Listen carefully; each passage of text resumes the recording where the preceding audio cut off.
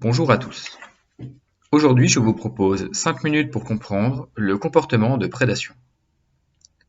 Canis lupus familiaris, plus communément appelé chien, est un prédateur et, même s'il évolue depuis 16 000 ans avant Jésus-Christ à nos côtés comme animal familier, estimation de datation des premiers ossements canins retrouvés dans les sépultures humaines, et qu'il s'est éloigné de ses ancêtres chasseurs primitifs, il conserve certains instincts plus ou moins atrophiés communément appelés la prédation, dans une séquence comportementale précise.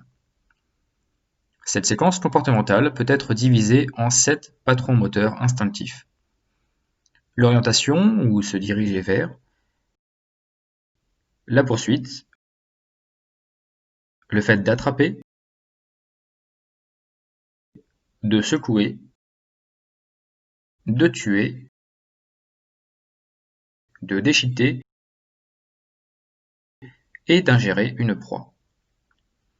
Ces patrons moteurs sont stimulés par une pulsion interne ayant une force inhérente inévitable à s'exprimer. Être mis en œuvre entraîne alors pour l'individu un auto-renforcement ou une autosatisfaction.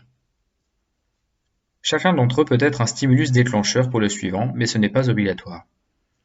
Votre chien peut courir après un chat, un lapin, un jogger ou une voiture après l'avoir observé si la cible a déclenché le patron moteur de prédation, sans nécessairement qu'il aille jusqu'à la volonté de la capturer, ni même de la tuer.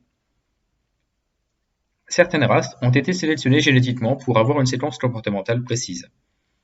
Un border collie ira par exemple jusqu'au 3e patron moteur, se diriger vers, poursuivre et attraper, dans une activité de troupeau.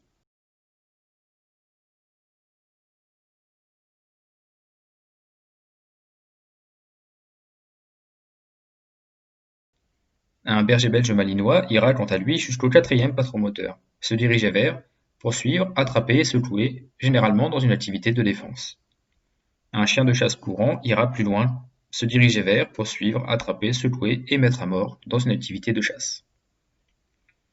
Certains chiens ne présenteront jamais de comportement de prédation, d'autres en exprimeront de façon quotidienne.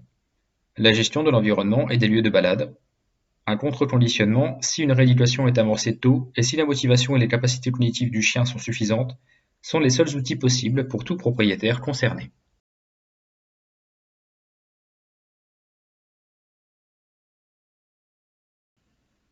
L'inhibition de la chasse peut s'effectuer par imprégnation durant la période de 3 à 12 semaines avec les espèces familières de la niche sociale du chien, mais est rarement généralisable à l'empreinte de l'espèce concernée, davantage avec les individus quotidiens.